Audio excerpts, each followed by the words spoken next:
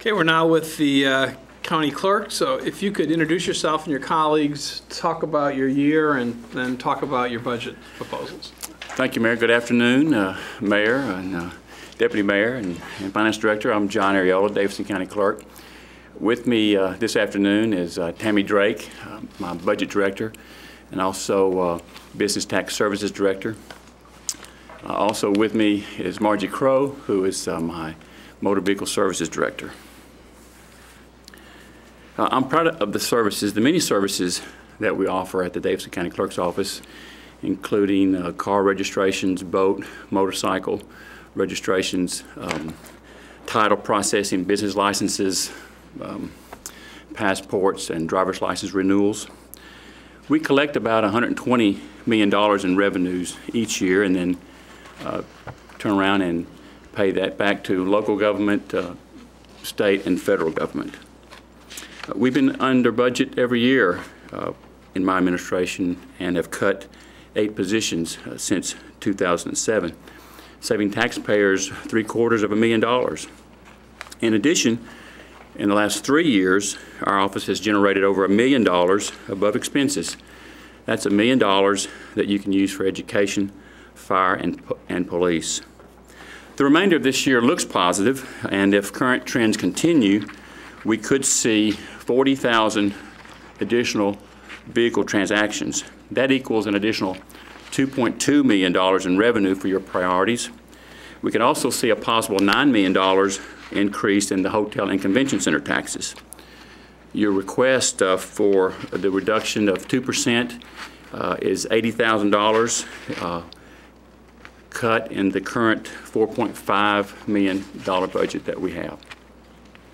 I'm available for any questions or comments that you might have. Yeah, let me ask you about this. This is something that come to my attention recently. Is apparently is there some issue around the alcoholic beverage privilege tax? I mean, we've been informed that the attorney has advised folks not to pay multi-year collection letters from you all. And has there been? Did we miss years? Most national businesses in Davidson County, they pay these taxes diligently every year. Of course, this is an annual tax that once they pay the state, they should come to the local government and pay the local government share. And of course, that is something that that they are responsible for. And so we do try to work with them in order to get those taxes paid. We have enforcement officers that will remind them. And so we do work with them in order to let them know that this is a tax that they owe. And as I said, most of them do pay, but we do have some that we're attempting to work with and get those dollars in. Yeah. My information is that in fiscal year '09 that you all collected about $300,000 in revenue from this, and then in 10 and 11 it's dropped down to about $150,000, and then I think it's projected this year for the next fiscal year at $150,000. Is there any changes that need to be done, or why? I mean, why it's been basically cut in half over? Well, part of that has been the fact that you know, we are still recovering from the flood. So you've had a number of businesses that are no longer operating. Part of that also, you know, deals with businesses that have been behind, and so they're attempting to catch up. So we have to continue to work with them and identify them and get them to come in and pay those liquor taxes. You know, we have not been able to be proactive with that, but the state law is pretty clear that they are responsible for paying the state and then going to their local government and pay those taxes. Okay, when you say you haven't been able to be proactive, I mean, there's no prohibition from you. Is there a prohibition from you being more aggressive? Because, I mean, it's a dramatic drop from the '09 to the present. No, as far as the prohibition, you know, when we go out, we have 2 part-time staff that are enforcement type officers that will go out and check the licenses. And so when they discover that, and then when we get information in from the Alcoholic Beverage Commission from the state, then that's when we make that pursuit and we make contact with those businesses. So if I was here in '09 and I paid the tax, I don't get a reminder letter, or what's the procedure normally? Yeah, we do not send out specific reminder letters. Right. Okay. That's of course our general expenses continue to be reduced. Our mail, the cost of postage, although we have requested additional monies for that, that is never something that we receive, and so those are just continued reductions. What's the postage cost for that?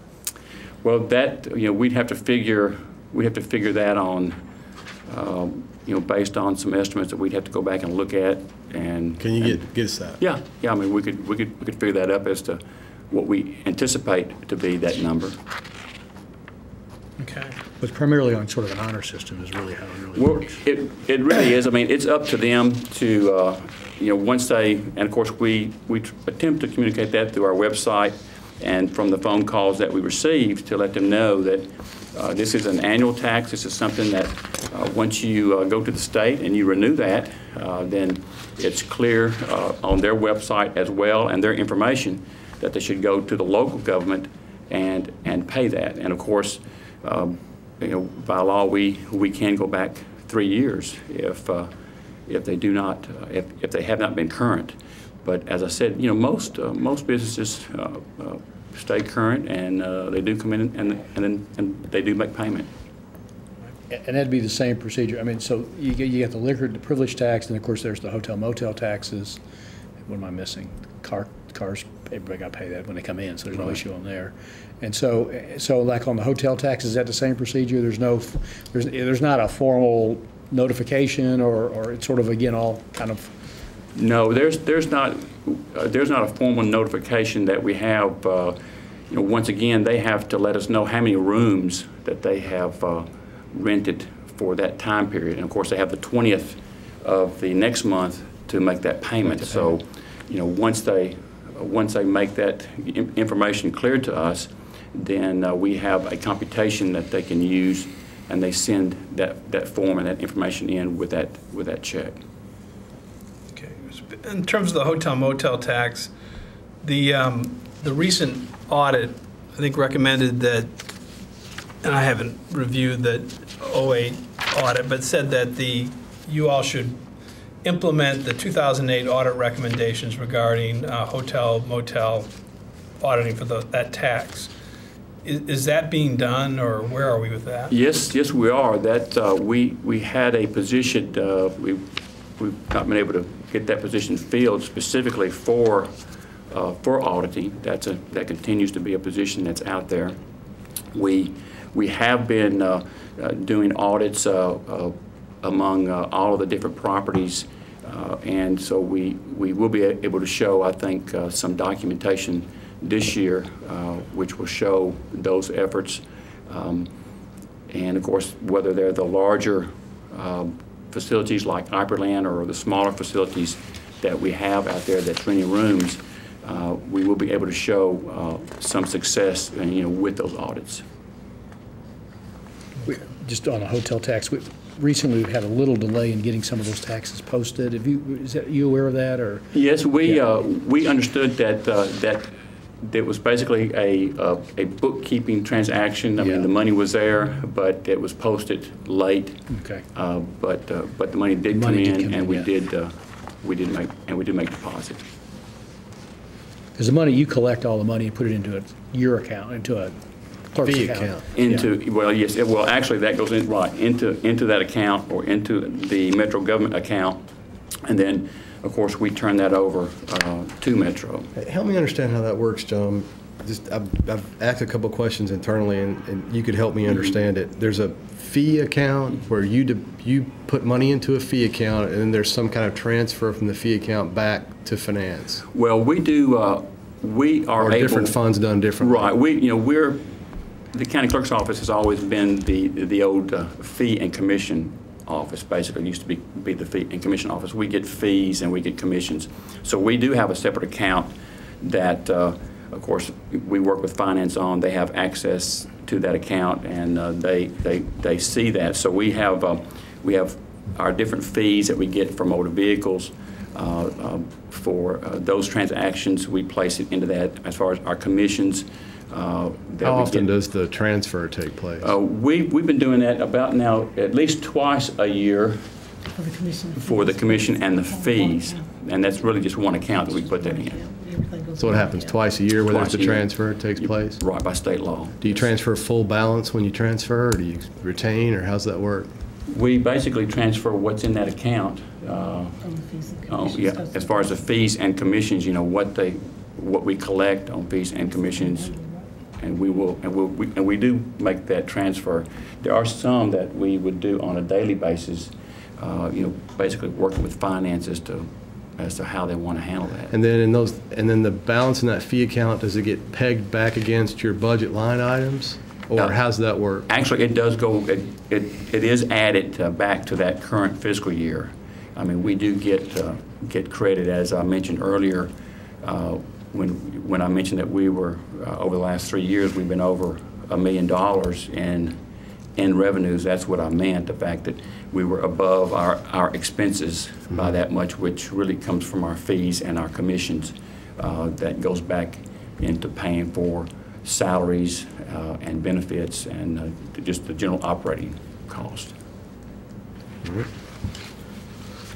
And then you're able to absorb the 2% cut?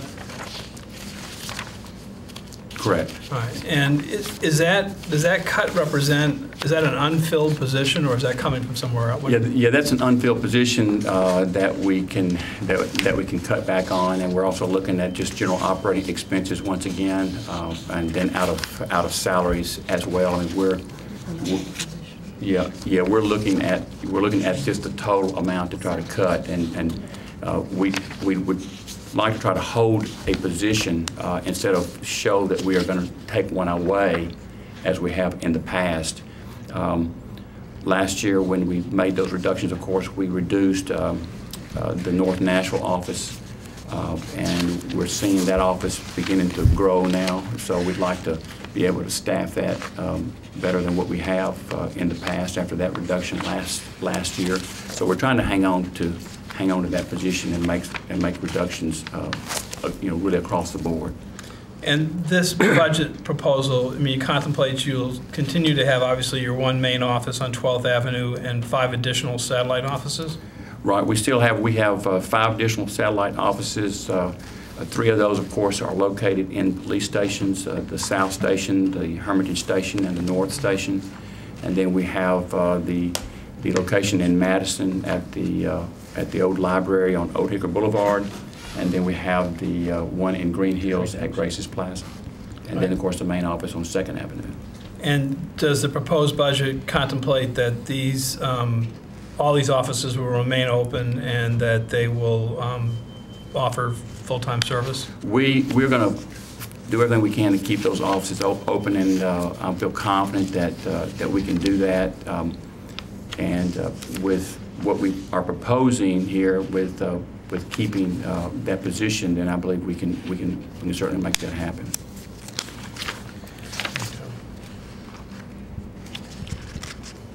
John, are there?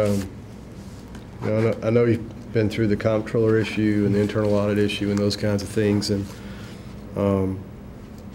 some of those findings or results, one could say, have budget implications, and that's what we're here to talk about today. Are there any of those that you want to bring up and discuss? As I recall, reading through those, most of the ones with budget implications had to do with personnel and utilization personnel and part-time, full-time, those kinds of issues. Any of those you want to bring up? No, we feel very, very confident about where we are, and very confident that the fact that the audits found that everything was secure, that the monies were coming in, and that we were generating quite a bit of revenue for Metro and the state.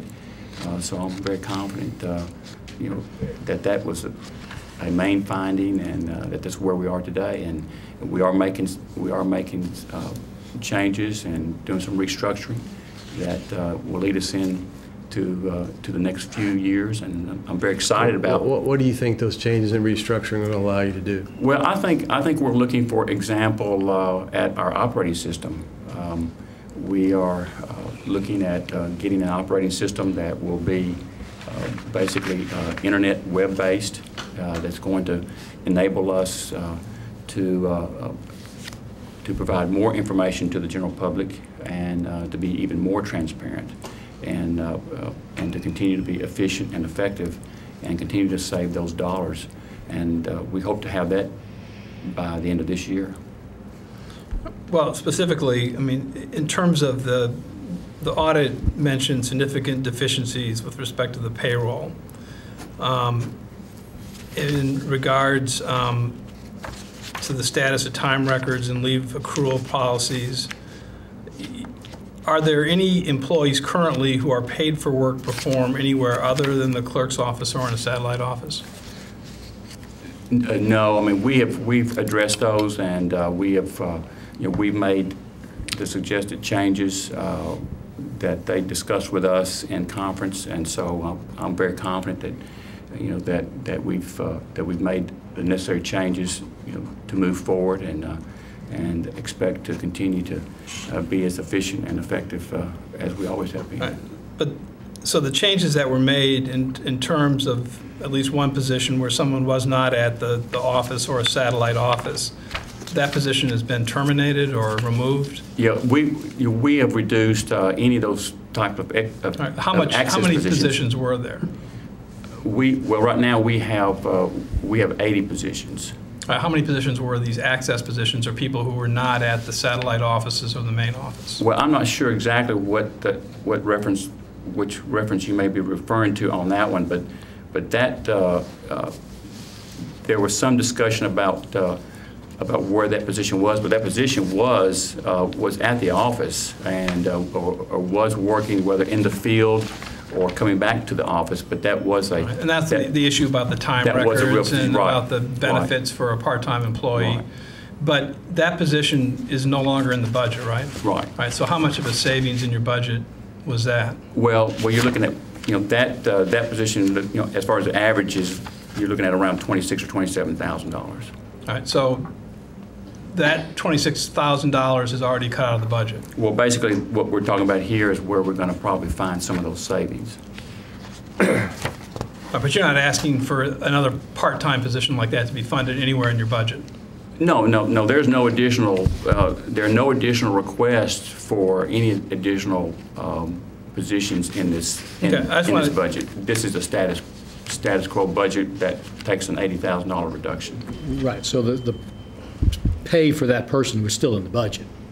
The individual may or may not still be on working. I don't know the answer. I mean, the money was still available to the county clerk's office. You just weren't paying the individual after you terminated the position. Well, we were not paying.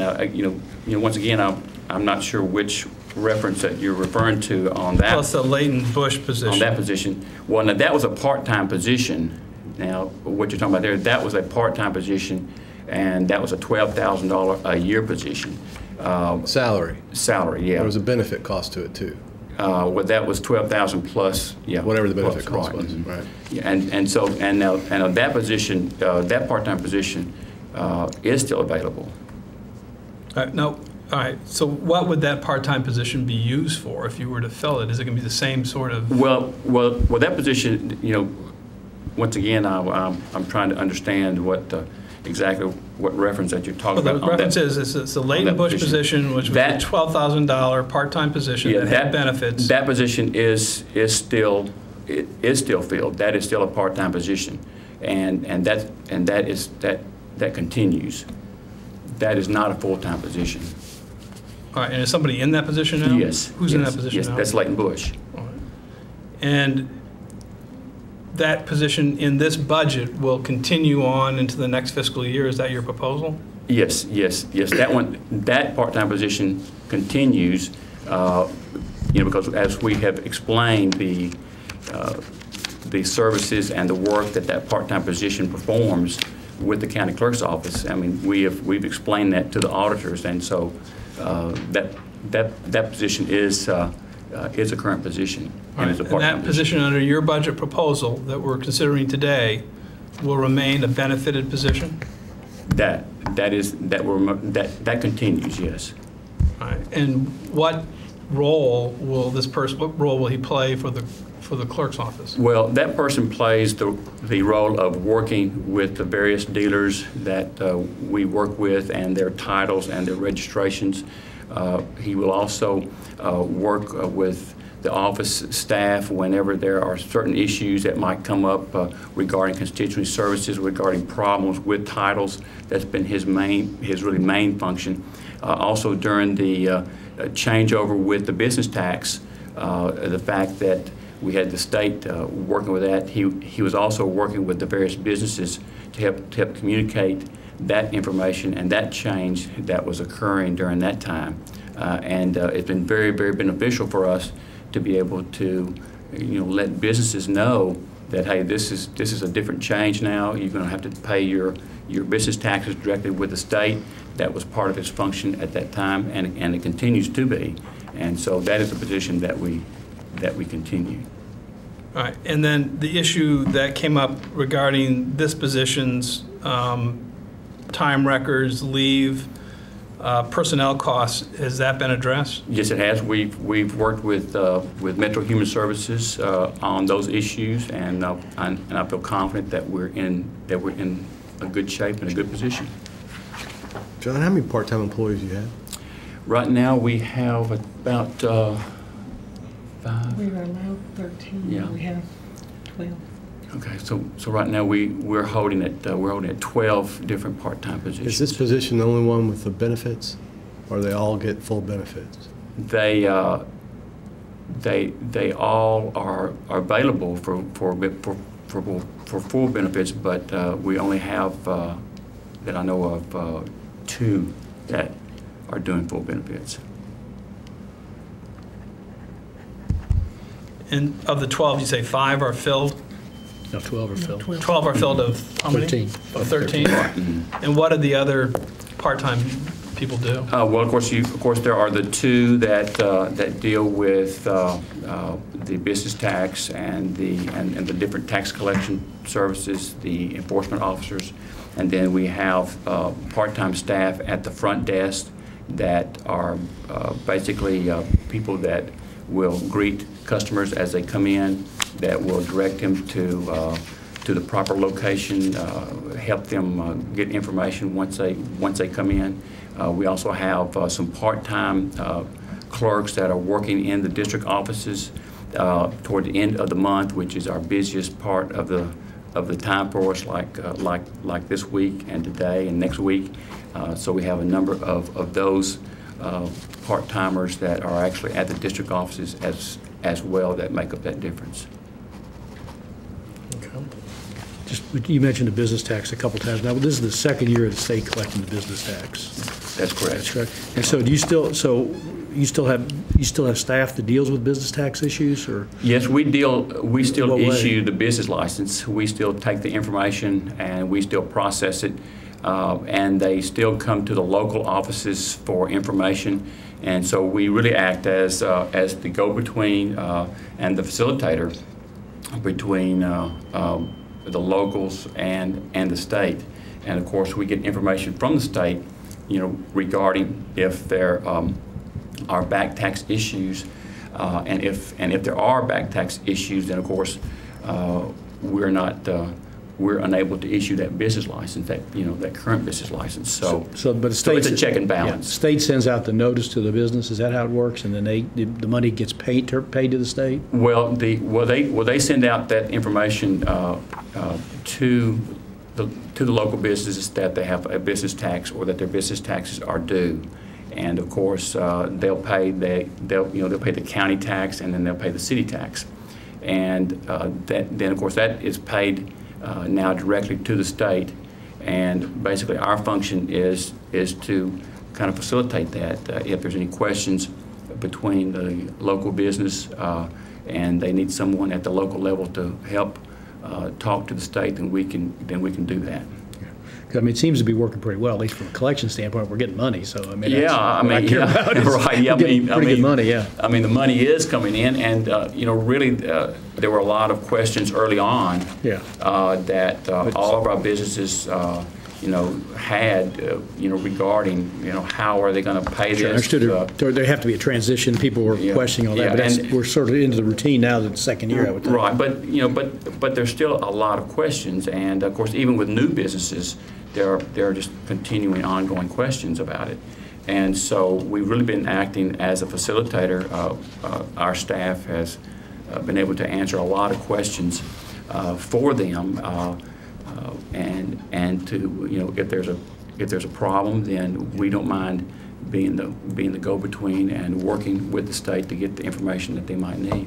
And we have to mail out, when it's renewed, we have to mail out the new license after it's renewed. That's right. After it's renewed, then of course, then we turn around and we mail out that license to.